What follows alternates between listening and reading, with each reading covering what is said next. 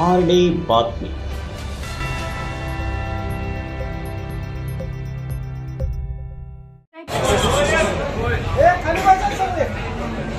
आपण यावेळेला विधानसभेची निवडणूक यावेळेला पहिल्यांदा आपण लढलेलो आहे.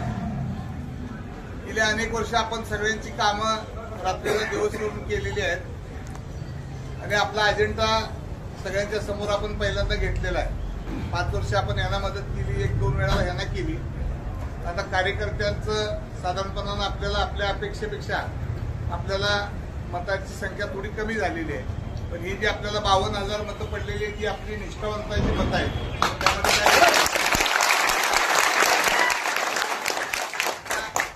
550 कसं करायचं ते मला चांगलं माहिती. एक आता मी कार्यकर्त्यांना तुम्हाला सगळ्या सांगणार आहे की आता ही 4-2 दिवस जाऊ द्या, कोणीही खचायचं कारण नाही. मी एक केसभर सुद्धा यामध्ये डरकावलेलो नाही, त्यामुळे तुम्ही कसलीच काळजी करायची काम नाही. सुद्धा माझा असाच पराभव झाला होता. आपण 180 मतांना निवडून यायला पाहिजे होतो, तर 180 मतांना पडलो. तरी सुद्धा पुन्हा आपण उभारी घेऊन या जिल्ह्यामध्ये तालुक्यामध्ये आपण पुन्हा आपलं वर्चस्व निर्माण केलेलं आहे. त्यामुळे मी आपल्या कार्यकर्त्यांना या निमित्ताने एवढं सांगेन तुम्ही कुठल्याही प्रकाराने खचून जाऊ नका.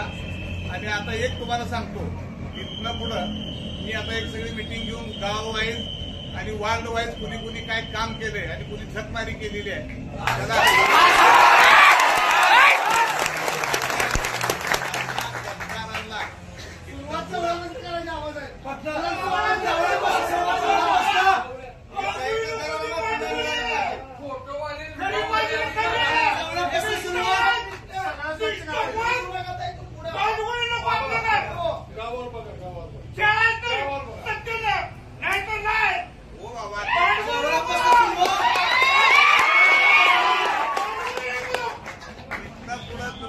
भावना आहेत.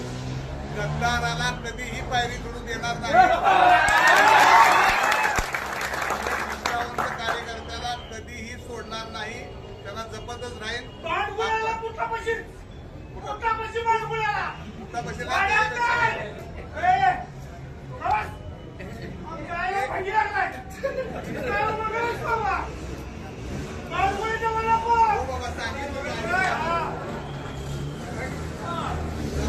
भावना लक्षात घेतलेली आहेत. मी आता 4-2 दिवस अशा पद्धतीचं चालणार आहे आणि तालुक्याला हा उन्मादच तालुक्याला पश्चाताप करायची पाळी आणणार आहे. एक वेळ बघितलं, ह्याच्या अगोदरही बघितलं. त्यामुळे तुम्ही कुठल्याही प्रकारे खचून न जाता उद्यापासून मी कामाला लागतोय. फक्त एकदा मला अनालिसिस करायला एक कारण जाऊ द्या. आणि जे 100% बरोबर.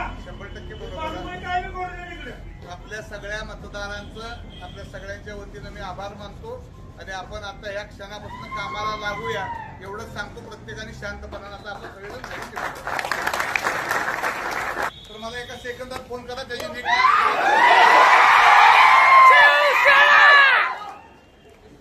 आरडी बातमी.